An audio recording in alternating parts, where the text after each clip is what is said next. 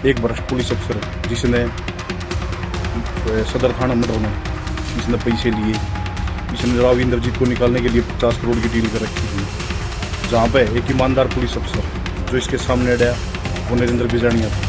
मुलाजिम बुलाए, टॉर्चर करें, पीछे मांगे, हाँ महिला पुलिस कर्मियों का भी ट्रांसफर के नाम पर यौन शोषण हुआ वहाँ पे। दोस्तों, हरियाणा के आईपीएस पूर्व आईजी पूरन कुमार के सुसाइड का जो मामला है वो अब सिर्फ उन तक सीमित नहीं रहा है। उनके केस की जांच करने वाले जांच अधिकारी ने भी सुसाइड कर लिया, गोली मार करके आत्महत्या कर ली। हरियाणा में उनके सुसाइड के बाद से लगातार इनको जांच अधिकारी बनाया गया था। इनका नाम संदीप लाठर बताया जा रहा है। 3 पन्ने का सुसाइड नोट भेजा है और साथ में एक वीडियो भी उनका सामने आया है, जिसमें वो जो आईपीएस अधिकारी जिन्होंने सुसाइड किया है पूरन कुमार, उन पर भ्रष्टाचार के आरोप लगा रहे हैं। ये वो तस्वीरें हैं, ये वो वीडियोस हैं, ये वो खबरें हैं जो हमारे आपके सामने लगातार आ रही हैं। लेकिन एक और खबर है जो लगातार इस बात को लेकर के चर्चा में बनी हुई है कि क्या वाकई में एक ऐसे व्यक्ति के लिए एक जांच अधिकारी सुसाइड कर लेगा जो अब जिंदा ही नहीं है, उस पर आरोप लगा करके। और इसीलिए यह कहा जा रहा है कि कहीं संदीप लाठर की जो आत्महत्या है वो हत्या तो नहीं है, उसके पीछे कोई बहुत बड़ा कांड तो नहीं छिपा हुआ है, कोई बहुत बड़ी साजिश तो नहीं छिपी हुई है। आज इसी पर बात करेंगे, लेकिन सबसे पहले मैं आपको एक वीडियो दिखाऊंगा, वीडियो संदीप लाठर का, और उसके बाद उसमें वो क्या कुछ कह रहे हैं वो आप देखिए। ये पूरी खबर दिखाऊंगा। इस पूरी खबर के बाद आपको बिहार के पॉलिटिकल ड्रामा से भी अवगत कराऊंगा, किस तरीके से बिहार में बवाल मचा हुआ है। लगभग नीतीश कुमार की पार्टी को भारतीय जनता पार्टी ने हाईजैक कर लिया है। नेता बिलबिला रहे हैं, इस्तीफे दे रहे हैं, धरना दे रहे हैं, प्रदर्शन कर रहे हैं, न्नीतीश कुमार मिल नहीं रहे हैं। दोनों खबरें बहुत इंपॉर्टेंट हैं, एक एक खबर दिखाने जा रहा हूं। लेकिन सबसे पहले संदीप लाठर का जरा ये बयान, सुसाइड से पहले का ये वीडियो बताया जा रहा है, न्यूज 24 ने जारी किया है, आपकी स्क्रीन पर है, जरा देखिए इसको। भाइयों, मैं संदीप कुमार आपको एक सच्चाई से अवगत कराना चाहता हूं, और सच्चाई की कीमत बहुत बड़ी होती है। उसके लिए आहुति मैं पहले ही अपनी डाल रहा हूं। भाई भगत सिंह ने भी अपना त्याग कराया था, भगत सिंह ने भी अपना जीवन खत्म करना पड़ा जब यू देश जागया था, और आज यू देश जब जागेगा जब हम सच्चाई की राह पर कुर्बान होंगे, जब यू देश जागेगा, नहीं इतने यू देश जागे नहीं।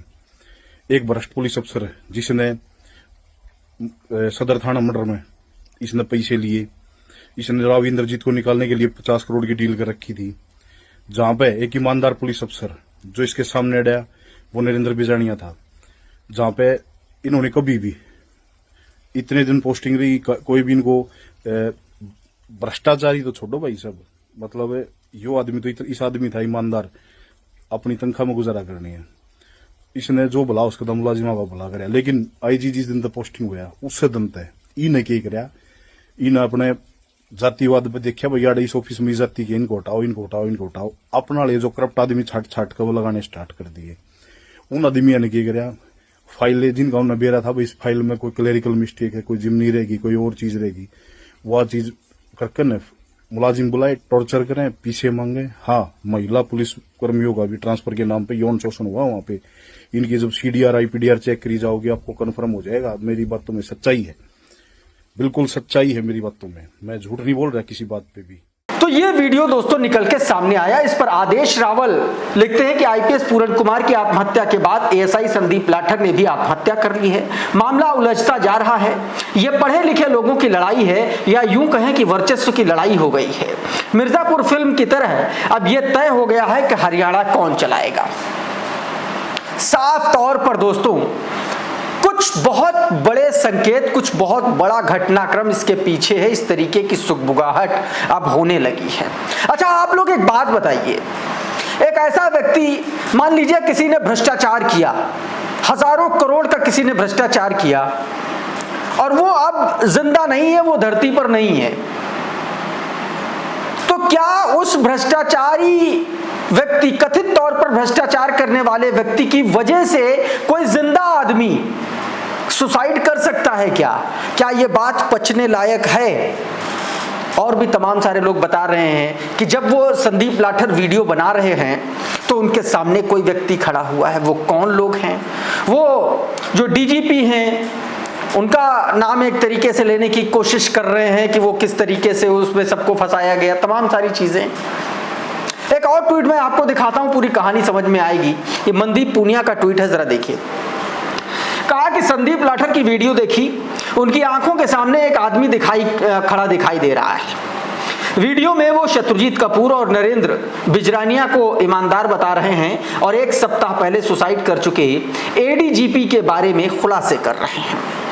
संदीप ने जो भाषा बोली है वो बिल्कुल राजेश खुल्लर की साल 2016 वाली डॉक्ट्रिन से मैच कर रही है।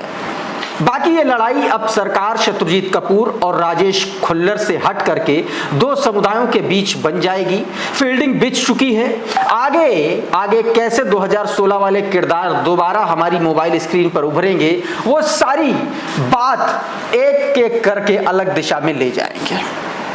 देखिए, साफ तौर पर मनदीप पुनिया पत्रकार हैं, किसान आंदोलन में छाया हुआ नाम थे और हरियाणा और पंजाब की खबरों से बहुत बारीकी से राब्ता रखते हैं।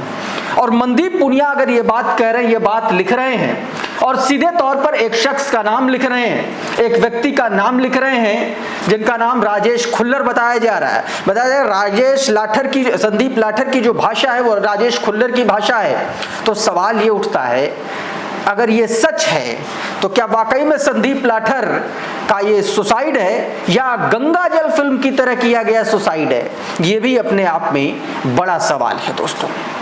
एक और तस्वीर मैं आपको दिखाता हूं, ये उनका आत्महत्या करने के बाद की ये तस्वीर, सुसाइड करने के संदीप लाठर के बाद सुसाइड करने की तस्वीर, और ये उनका जो सुसाइड नोट है।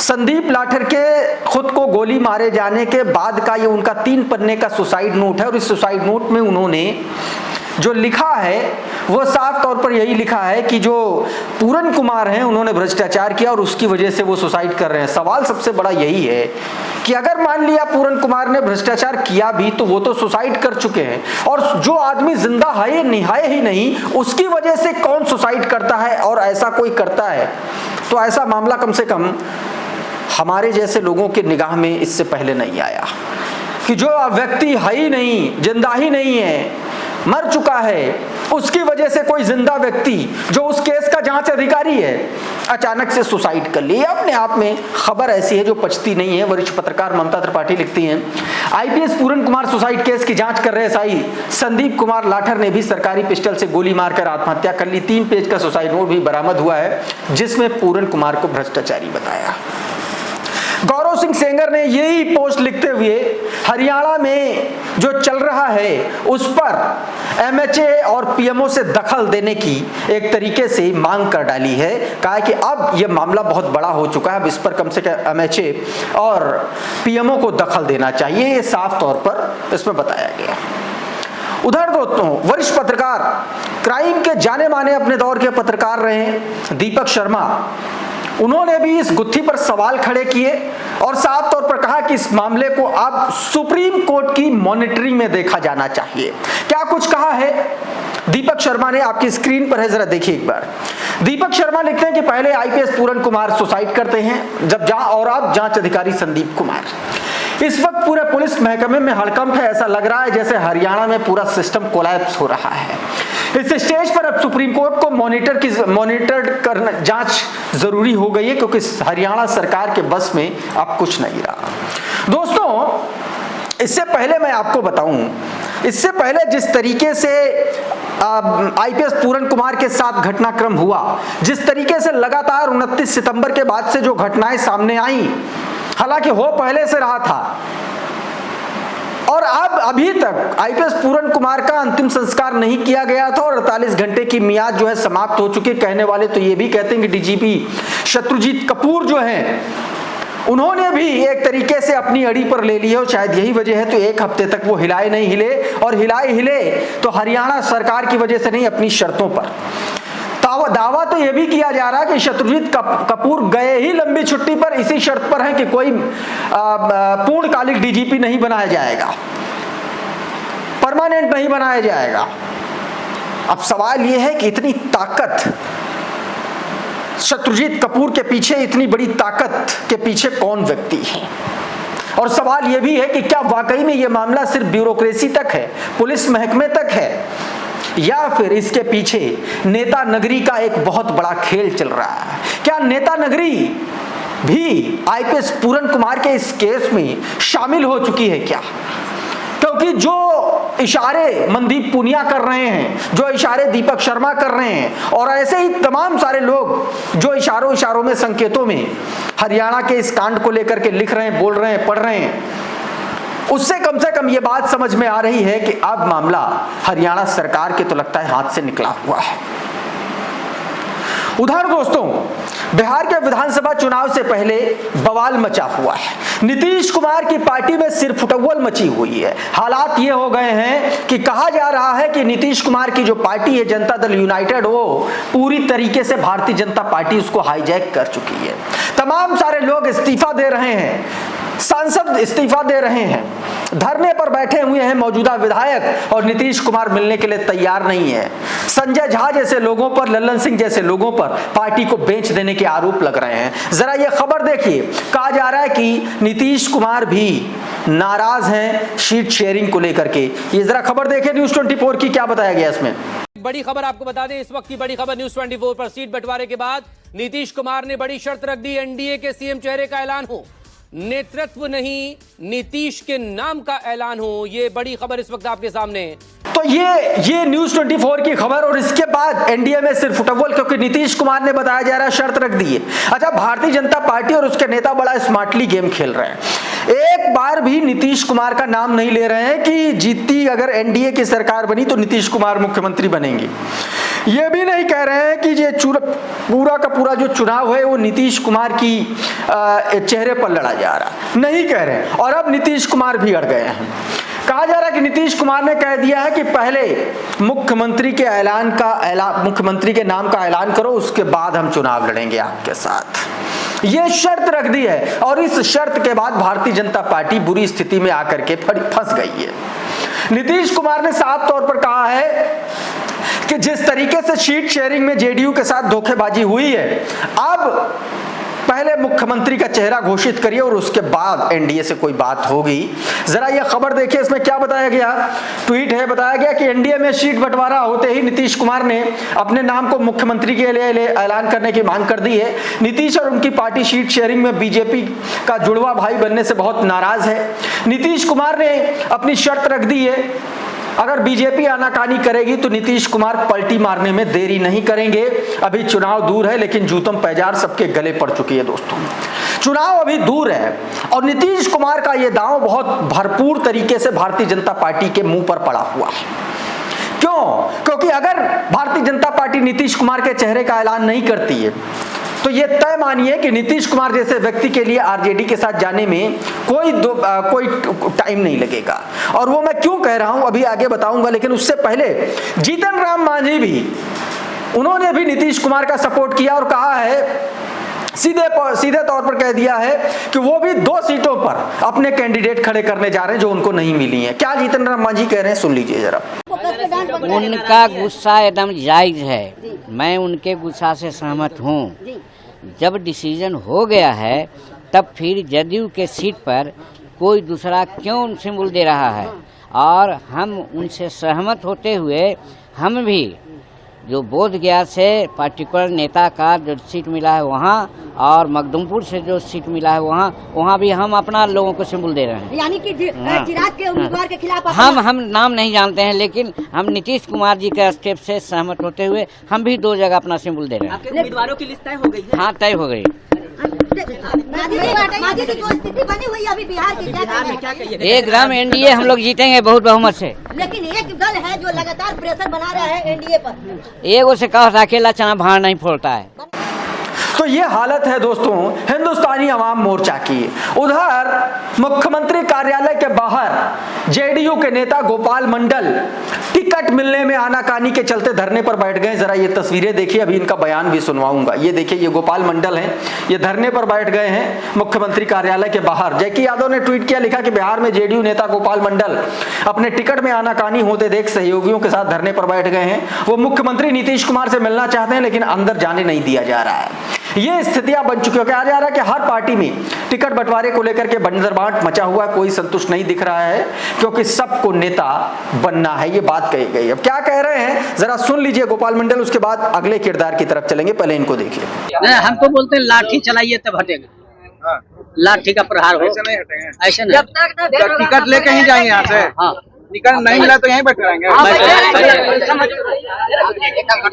धरने पर बैठ गए विधायक जी, क्या करिएगा? क्या हुआ? धरना पर बैठना पड़ गया। मुख्यमंत्री नहीं मिल रहे हैं, क्यों धरने पर बैठ गए? अरे मुख्यमंत्री से मिलने के लिए नहीं मिलने दिया जा रहा है क्या? हाँ, रोका जा रहा है, रोका जा रहा है। उधर दोस्तों एक और मामला सामने आया अजय मंडल का। भागलपुर से सांसद हैं, भागलपुर से सांसद अजय मंडल ने सोशल मीडिया पर अपना इस्तीफा दे दिया है। ये तस्वीरें जरा देखिए, अजय मंडल के ट्विटर हैंडल से ये इसमें इस्तीफा दे दिया है। अजय मंडल ने साफ तौर पर अपने ट्वीट में आरोप लगाया, इस्तीफे में आरोप लगाया कि स्थानीय सांसद होने के बावजूद टिकट बंटवारे में उनका कोई भी योगदान नहीं रहा, उनकी कोई भी सलाह नहीं ली गई और इसलिए उन्होंने अपना इस्तीफा जो है नीतीश कुमार को भेज दिया है और सोशल मीडिया पर सार्वजनिक कर दिया है। क्या कुछ अजय मंडल कह रहे हैं ये भी जरा सुन लीजिए आप। करके लाए जरा प्रमोद मंडल जी, क्या होगा? प्रमोद मंडल जी क्या होगा? क्या होगा? क्या होगा? ये पार्टी जेडीयू का था, लव कुश की पार्टी कहलाता था और आज इन्होंने ये ललन सिंह, संजय झा और विजय चौधरी ने पार्टी को बर्बाद कर रहा है, हम लोगों को बर्बादी के कगार पर ले गया है। ये समता पार्टी जो था, हम लोग संस्थापक सदस्य थे जेडीयू के, हम लोग महान, हम लोग हमारे साथ सभी लोग हैं। क्या कारण है कि आज तो इस तरीके से दोस्तों अजय मंडल इस्तीफा दे चुका। अब इसको लेकर के दोस्तों नितेश कार्तिकेयन हैं, ये ट्विटर हैंडल पर अपना ट्वीट लिखते हुए बताते हैं कि अजय मंडल भागलपुर सांसद इस्तीफा दे चुके हैं। गोपाल मंडल सीएम आवास के बाहर धरने पर बैठे हैं। प्रमोद मंडल सीएम हाउस से धक्का देकर के उनको भगा दिया गया है। मधेपुरा से निखिल मंडल का टिकट कटने से निखिल मंडल नाराज हैं। संजय झा, लल्लन सिंह, विजय चौधरी और अशोक चौधरी के भोजा पार्टी के अगुवाई और टिकट बिक्री में जेडीयू अपने खात्मे की ओर अग्रसर है। डूबते हुए जेडीयू को देखना सुखद है। साफ तौर पर बताया गया कि किस तरीके से इन नेताओं ने जेडीयू को बर्बाद कर दिया, खत्म कर दिया। उधर गोदी मीडिया भी चुनाव आते ही वहां पर पहुंच गई है। चित्रा त्रिपाठी इन दिनों बिहार में है और वहां भी गोदीगिरी शुरू कर दी। बिहार के मतदाताओं से पूछा कि कौन जीतेगा। जब महिलाओं ने लालू प्रसाद यादव का नाम लिया तो सीधे तौर पर मोदी जी करने लगी। पहले ये वीडियो देखिए और उसके बाद मैं आपको दिखाऊंगा कि रागिनी नायक ने क्या कुछ कहा इसको लेकर के। पहले इसको देखिए। इस समय मैं बिहार में हूँ और हम लोग जा रहे हैं छपरा से गोपालगंज। महिलाएं बहुत सारी हैं और देखिए ये लोग घास काट के किसके लिए लेकर जा रही हैं? गाय गोरू के लिए। अच्छा, ये नीतीश कुमार ने 10-10 हजार रुपए का ऐलान किया है, पैसा मिला है? नहीं मिला है। चुनाव में कौन सा नेता पसंद आ रहा है आप लोगों को? 10-10 हजार रुपए नीतीश कुमार दे रहे हैं महिलाओं को, आप लोग को मिला है? नहीं खल मिलल। अच्छा, और कौन सा नेता पसंद आवत बा? के जीती है? नीतीश कुमार, तेजस्वी यादव, पीके, जनसुराज वाले के जीती? मरद बताई हैं तब। पिछले बार के जा रहे। रुकी 1 मिनट खातिर खाली। के जीती? कौन नेता अच्छा लगेला? नरेंद्र मोदी, नीतीश कुमार, तेजस्वी यादव, लालू, कौन नेता बताई भाई? के अच्छा लगेला?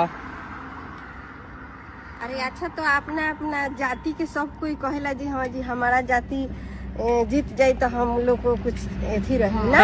हाँ। अपने जाति के कोई अपने जाति के दिया जाए? अपने जाति के में दिया जाए। तो कौन जाति है आपके? हमके जाति तो लालू जाति है। आपके लालू वाली जाति है। आपकी कौन जाति है? लालू यादव जाति है। तो नहीं कि आपकी कौन जाति है? तो लालू यादव की जाति देख कर दे या फिर मतलब काम के कैले बा ओकर देखे दे? लालू यादव काम कैले बाड़ा ना आप लोग कहते? मोदी काम के काम कैले बा? मोदी काम कैले बाड़न और आप वोट देव जाति देख कर। नहीं ऐसे ही पूछा था, ये अच्छी बात बा जौन आप लोग के मन में बा के काम। अच्छा, अब इसी पर रागिनी नायक ने कहा कि छपरा से गोपालगंज जाते हुए चित्रा त्रिपाठी ने कुछ महिलाओं से सवाल किया, पूछा कि नीतीश कुमार ने 10,000 रुपए महिलाओं को दिए, आपको मिले? महिलाओं ने कहा नहीं। तो प्रश्न बदलकर पूछा कौन सा नेता अच्छा है? नीतीश, मोदी, तेजस्वी, लालू? राहुल गांधी का नाम नहीं लिया। महिलाओं ने कहा लालू। फिर प्रश्न बदलकर पूछा कौन सी जात की हो? महिलाओं ने कहा लालू के जात के। फिर प्रश्न बदलकर बोली काम तो मोदी जी करते हैं, आप जात देखकर लालू को वोट दोगी? अब इन्हें कोई भाजपा की दलाल कह देगा तो इनको बुरा लग जाएगा, साफ तौर पर यह बात कह दी गई है दोस्तों। कुल मिलाकर के बिहार से लेकर के हरियाणा तक भारतीय जनता पार्टी अपने ही बिछाए जाल में फंस चुकी है। इस वीडियो में बहरहाल इतना ही। बहुत बहुत शुक्रिया, बहुत बहुत धन्यवाद। आप जुड़े रहिए लाइव टीवी के साथ। नमस्कार।